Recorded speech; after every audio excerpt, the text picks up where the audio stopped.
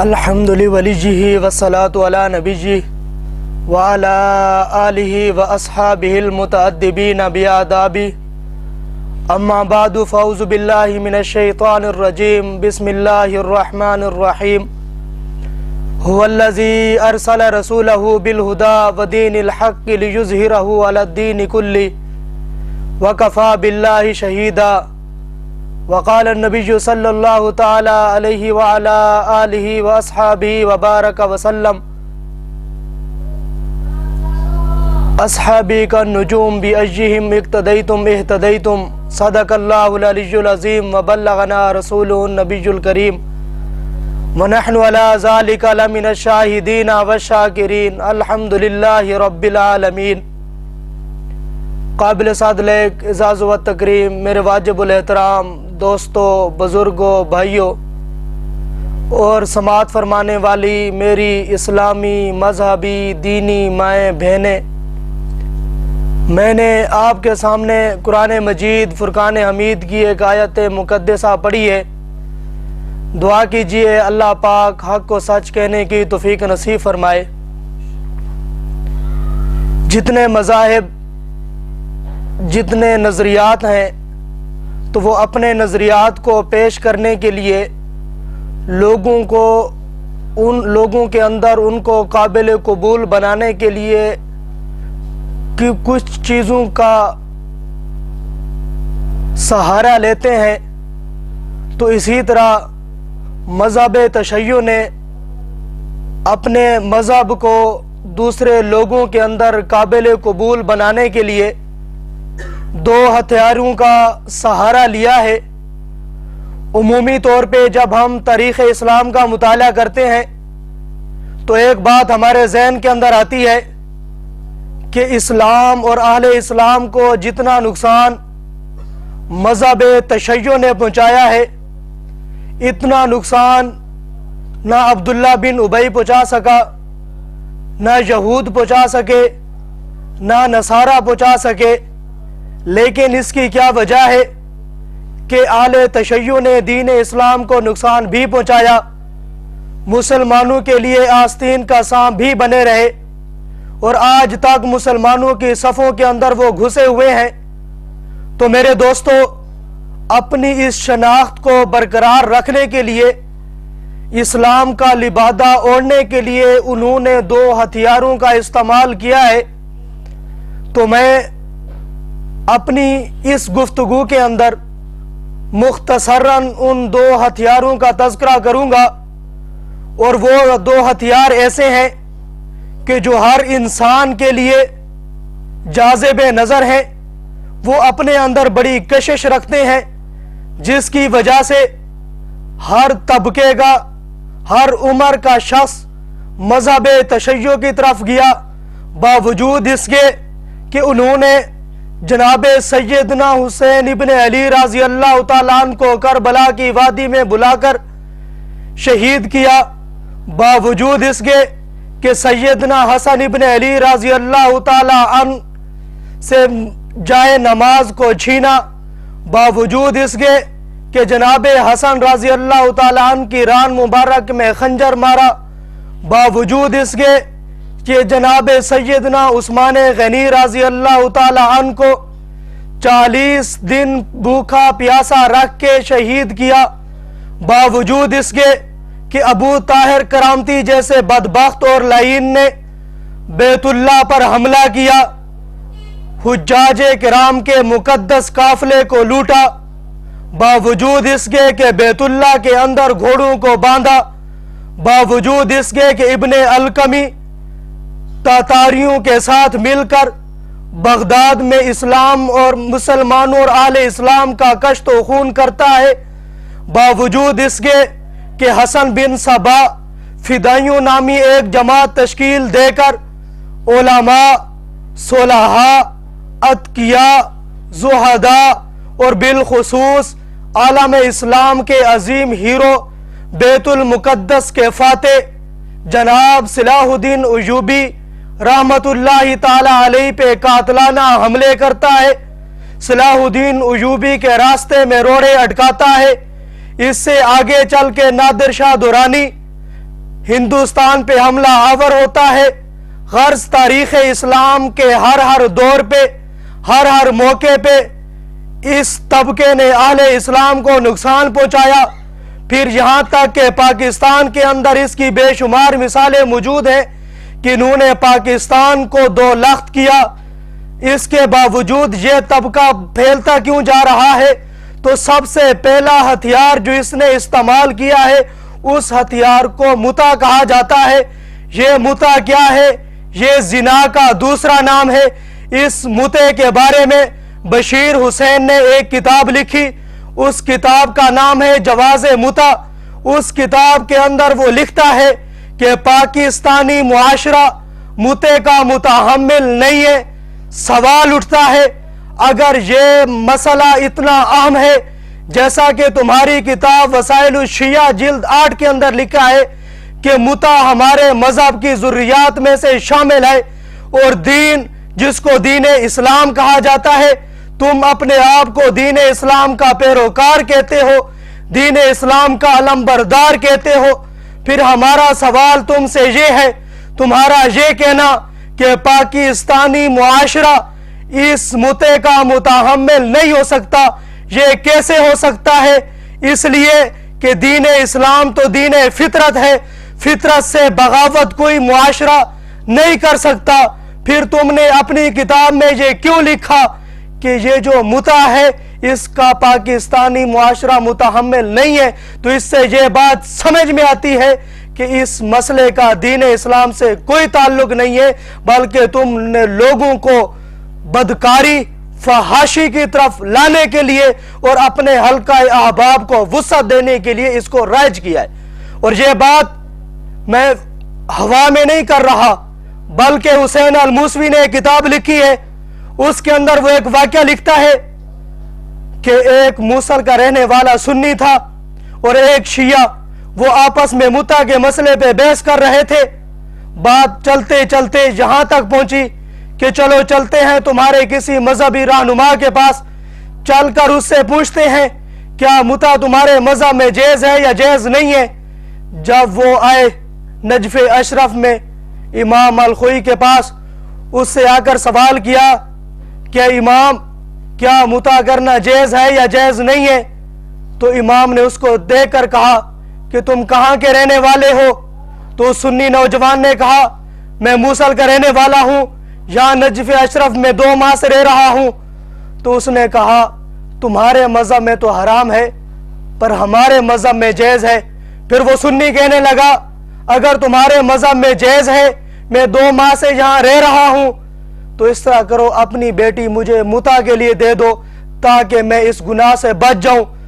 تو وہ تو حیران ہو کر غصے میں آ کر کہنے لگا کہ یہ مسئلہ شیعہ عوام کے لیے، شیعہ سادات کے لیے نہیں ہے، یہ مسئلہ حلال ہے شیعہ عوام کے لیے، ہمارے لیے جائز نہیں ہے. ہم اپنی بیٹیاں، ہم اپنی اولادیں کسی دوسرے کو دیں. جب شیعہ اس نوجوان نے سن کر وہ مجلس سے باہر گیا اور جا کر کہنے لگا اوف بے دینو بدکارو، تم نے ہماری عزتوں سے کھیلنے کے لیے اس کو دین کا نام دے رکھا ہے. اگر یہ دین کا کام ہے تو پھر تمہارے لیے جائز کیوں نہیں، ہمارے لیے جائز کیوں ہے؟ تو میرے دوستو، اسی طرح ایک اور شیعہ مبلغ حسین الموسوی کے بعد موسیٰ الموسوی جو نجف اشرف مسجد کے امام و خطیب ہیں، انہوں نے ایک سوال اٹھایا کہ اگر متع مذہب شیعہ کے اندر اتنا ہی اہم ہے جس طرح شیعہ روایات کے اندر آتا ہے، تو پھر کیا کوئی شیعہ اپنی ماں، بہن، بیٹی کسی عام بندے کو دینا پسند کرے گا تاکہ وہ اس سے اسی طرح نفع حاصل کریں، اسی طرح لطف اندوز ہوں جس طرح شیعہ دوسروں کی بیٹیوں اور بہنوں سے لطف اندوز ہوتے ہیں؟ تو میرے دوستو، جب یہ بات شیعوں سے کی جاتی ہے تو وہ انکار کر دیتے ہیں، قطعاً ہرگز اور کبھی بھی اپنی بیٹیاں کسی عام شیعہ کو نہیں دیں گے. تو اگر یہ اتنا بڑا ثواب کا کام ہے، اتنا بڑا نیکی کا کام ہے، جس طرح ان کی کتابوں میں لکھا ہے کہ جب کوئی متع کرنے والا مرد یا متع کرنے والی عورت کسی کمرے میں جا کر آپس میں گفتگو کرتے ہیں، آپس میں بات کرتے ہیں، تو ان کے ایک ایک بول کے اوپر نیکیاں لکھی جاتی ہیں۔ جب وہ بوس و کنار کرنے لگتے ہیں تو ان کے لیے حج و عمرے کا ثواب لکھا جاتا ہے۔ پھر جب وہ متا کر کے فارغ ہوتے ہیں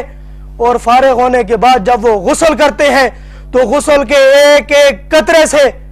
اللہ رب العزت فرشتے پیدا کرتے ہیں، اور قیامت کی صبح تک وہ فرشتے اس متا کرنے والے مرد اور متا کرنے والی عورت کے لیے استغفار کرتے رہتے ہیں۔ تو اتنا بڑا ثواب کا کام شیعوں نے اپنی کتابوں میں لکھا ہے کہ جو بندہ متا کرتا ہے، ایک دفعہ متا کرتا ہے، اللہ رب العزت اس کے جسم کے تہائی حصے کو جہنم سے آزاد کر دیتے ہیں۔ اس سے آگے فضائل لکھے ہیں تفسیر مجموع البیان میں کہ جو ایک دفعہ متا کرتا ہے وہ جناب سیدنا حسین رضی اللہ تعالیٰ عنہ کے مرتبے کو پہنچ جاتا ہے۔ جو 2 دفعہ متا کرتا ہے وہ جناب سیدنا حسن رضی اللہ تعالیٰ عنہ کے درجے تک پہنچ جاتا ہے۔ جو 3 دفعہ کرتا ہے وہ جناب سیدنا علی المرتضیٰ شیر خدا رضی اللہ تعالیٰ عنہ کے درجے تک پہنچ جاتا ہے۔ جو 4 دفعہ کرتا ہے معاذ اللہ نقل کفر نہ باشد، وہ جناب محمد رسول اللہ صلی اللہ علیہ وسلم کے مرتبے تک پہنچ جاتا ہے۔ سپاہ صحابہ نے اعتراض کیا تھا، پمفلیٹ چھاپا تھا جس کے اندر 15 اعتراضات تھے، اس کا جواب عبد الکریم مشتاق نے ایٹم بم کا دوسرا نام سپاہ صحابہ پاکستان نامی کتاب میں دیا۔ اس کے اندر اس عبارت کا کہ جو 1 دفعہ متا کرے اس کے لیے فلانا درجہ، جو 2 دفعہ کرے اس کے لیے جناب حسن کا درجہ، جو 3 دفعہ متا کرے اس کے لیے جناب علی المرتضیٰ کا درجہ، جو 4 دفعہ متا کرے اس کے لیے جناب نبی کریم علیہ الصلوۃ والتسلیم کا درجہ۔ اس اعتراض کا جواب دیتے ہوئے وہ ملعون، وہ بدبخت کہتا ہے کہ دین اسلام کے اندر ایسے بہت سے نیکی کے کام ہیں جن کو کرنے سے انسان کے درجات بلند ہوتے ہیں، جن کو کرنے سے انسان کے درجات بلند ہوتے ہیں۔ انہی نیکی کے کاموں میں سے ایک نیکی کا کام یہ متا بھی ہے، حالانکہ حقیقت میں اس کا نیکی سے کوئی تعلق نہیں ہے۔ یہ خواہشات کا ایک قانون ہے، یہ خواہشات کے پجاریوں نے اپنی ہوس بجھانے کے لیے ایک قانون بنا رکھا ہے۔ میرے دوستو، ایک واقعہ آتا ہے خمینی کے بارے میں کہ جب وہ عراق میں مقیم تھا تو وہاں پر سید صالح نامی ایک شخص تھا، خمینی اس کے پاس جا کر مقیم ہوا، لوگ خمینی کو ملنے کے لیے آئے، عصر کا وقت تھا، لوگوں ملاقات کے لیے اتنے زیادہ آئے کہ خمینی کو رات ٹھہرنی پڑ گئی۔ تو وہاں پر خمینی کی نظر پڑتی ہے ایک 4 سالہ بچی کے اوپر، اور اس واقعے کو حسین الموسوی نے اپنی کتاب کے اندر لکھا ہے، جو خمینی کا بڑا قریبی اور معتمد ساتھی تھا، جو عراق کا رہنے والا، شیعوں کا بہت بڑا عالم تھا۔ اس نے اپنی کتاب کے اندر لکھا ہے، کہتا ہے خمینی کی جب نظر پڑی 4 سالہ بچی کے اوپر تو خمینی کی نیت خراب ہو گئی۔ اس نے اس کے باپ سید صالح سے کہا، یہ 4 سالہ بچی مجھے متا کے لیے دے دو۔ خمینی نے اس بچی کو لیا اور ساری رات اس بچی کے ساتھ متا کرتا رہا۔ جب صبح ہوئی، جب ہم بیٹھے ناشتہ کرنے کے لیے، تو خمینی نے ہمارے چہروں کے تاثرات دیکھ کر محسوس کیا کہ ہم نے اس فعل کو پسند نہیں کیا، اچھی نظر سے نہیں دیکھا۔ تو خمینی کا وہ جو ساتھی تھا سید صالح، اس نے سوال کیا کہ 4 سالہ بچی نابالغہ بچی کے ساتھ متا کرنا کیسا ہے، آپ اس کو کس نظر سے دیکھتے ہیں؟ تو وہ حسین الموسوی کہنے لگا، خمینی کی موجودگی کے اندر ہم کچھ نہیں کہہ سکتے، یہ مرجع ہیں، یہ آیت اللہ العظمی ہے، ان کی بات معتبر ہوگی۔ تو خمینی کہتا ہے 4 سالہ بچی کے ساتھ بوس و کنار کر سکتے ہیں لیکن اس کے ساتھ جماع نہیں کر سکتے، اس لیے کہ وہ جماع کی طاقت نہیں رکھتی۔ تو میرے دوستو، یہاں سے آپ اندازہ کر لیں کہ یہ خواہشات کے پجاری اپنی خواہشات نفس کو پورا کرنے کے لیے کس حد تک آگے چلے جاتے ہیں۔ اسی طرح میرے دوستو، ایک اور واقعہ بھی مشہور ہے، سید کرنل عابد حسین، جو سیدہ عابدہ حسین ملعونہ کا باپ ہے، یہ بہت بڑا زمیندار ہے، جھنگ کا رہنے والا۔ اس نے اپنے کاشتکاروں کو کہا، یا تو تم مذہب تشیع قبول کر لو یا پھر میری زمینیں چھوڑ کے چلے جاؤ۔ تو اس کے جو کاشتکار تھے وہ مذہب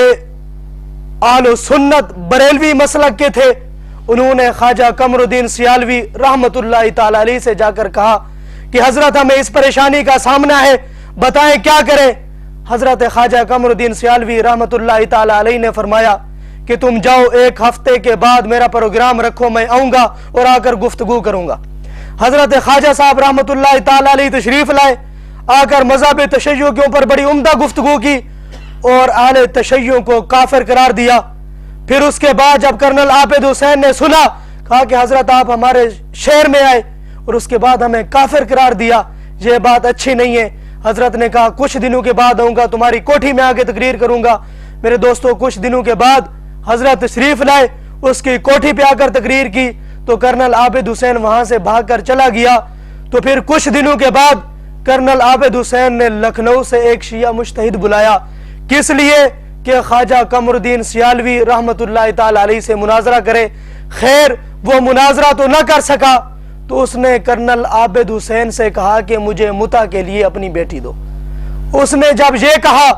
تو کرنل عابد حسین نے انکار کر دیا۔ دوسرے دن پھر کہا، جب اس نے انکار کر دیا تو وہ مجتہد مناظرہ کیے بغیر وہاں سے بھاگ کر چلا گیا۔ اور اسی سے آپ اندازہ لگا سکتے ہیں کہ یہ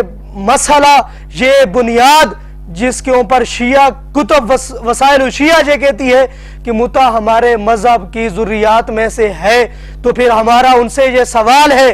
کہ جس طرح تمہارے مبلغین، مذہب کے مبلغین، ذاکرین، واعظین، خطبا تبلیغ کرتے ہیں، گلی گلی، بستی بستی، شہر شہر جا کر لوگوں کو تبلیغ کرتے ہیں، تو کیا اس کام کے لیے بھی انہوں نے کوئی مخصوص انجمن، مخصوص ادارے بنا کے رکھے ہیں؟ اگر رکھے ہیں تو پھر بتایا جائے ہمیں نہیں، اپنی قوم کو، تاکہ وہ جا کر اس سے استفادہ کر سکیں۔ پھر ہمیں بتایا جائے کہ تمہارے امام جہاں جو تم نے اب اس کی اتنے فضائل اور مناقب بیان کیے ہیں، تو کیا اپنے مذہب کی کسی کتاب سے یہ بتا سکتے ہو تمہارے 11 اماموں کی ازواج نے کن کن سے کیا کیا متع کیا تھا؟ اگر نہیں کیا اور تم نے ان کے اوپر جھوٹ بولا ہے تو پھر تمہیں ماننا پڑے گا اس کا دین اسلام سے کوئی تعلق نہیں، بلکہ تم نے سادہ لوگوں کو اس مذہب کے جال میں پھنسانے کے لیے اس کو اختیار کیا ہے۔ اس کے ساتھ جو دوسرا حربہ، جو دوسرا ہتھیار انہوں نے استعمال کیا، جس کی ایک ذیلی شاخ بنتی ہے، وہ عاریۃ الفرج ہے، کہ کوئی شخص اپنی بیوی کسی دوسرے کو دے سکتا ہے استعمال کرنے کے لیے۔ تو میرے دوستو،